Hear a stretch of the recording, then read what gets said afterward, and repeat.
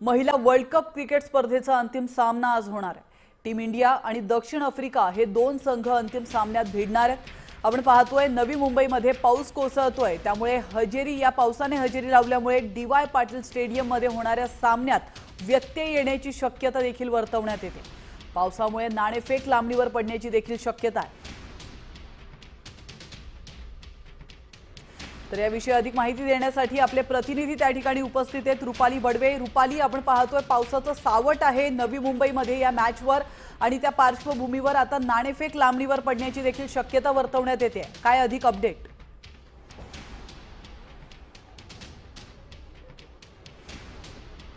नवी मुंबई परिसरामध्ये सकाळपासून खरं तर पावसाने सुरुवात केली होती, मात्र आता काहीशी पावसाने विश्रांती घेतलेली आहे। आपण डी.वाय. स्टेडियमच्या बाहेर आहोत आणि या ठिकाणी आपण बघतो की पावसाने थोडीशी उसंत घेतली असल्यामुळे चाहते देखील थोडेसे त्यांना थोडासा एक दिलासा मिळालेला आहे। आणि आपण पाहत आहोत की आज नवी मुंबईमध्ये आणि मुंबईमध्ये काही ठिकाणी पावसाची शक्यता असल्याचा अंदाज जो हवामान खात्याने वर्तवलेला होता आणि त्याच्यामुळे आपण पाहत आहोत की कुठेतरी मॅच आजची होईल का नाही होईल या संदर्भातली शंका जी आहे ती उपस्थित केली जात होती। मात्र आता आपण पाहत आहोत की सकाळपासून जो सुरू झालेला पाऊस आहे तो आता थांबलेला आहे।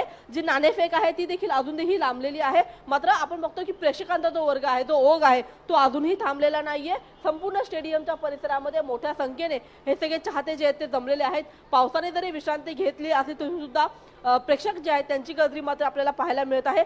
प्रत्येक जण जो आहे तो आता टीम इंडियाला सपोर्ट करताना पाहायला मिळत आहे। महिलांनी मागच्या सेमीफायनलमध्ये जी कामगिरी केलेली आहे त्याच्यानंतर आता या फायनलच्या मॅचमध्ये कुठेतरी अपेक्षा वाढलेल्या आहेत आणि त्याच्यामुळे आपण पाहत आहोत की ही जी मॅच आहे ती व्हायला पाहिजे। आणि दुसरी गोष्ट म्हणजे त्याच्यामध्ये भारतीय संघाचा विजय झाला पाहिजे, ट्रॉफी आपल्याला मिळाली पाहिजे, असा अनेकांचा या निमित्ताने खरं तर प्रतिक्रिया जी आहे ती बोलून दाखवली जात आहे। आणि आपण रुपाली, तुम्ही आमच्यासोबत असंच थांबा।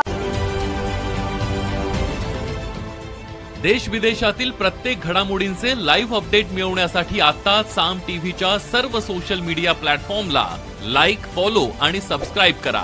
तसंच सर्व नोटिफिकेशनसाठी बेल आयकॉन प्रेस करायला विसरू नका।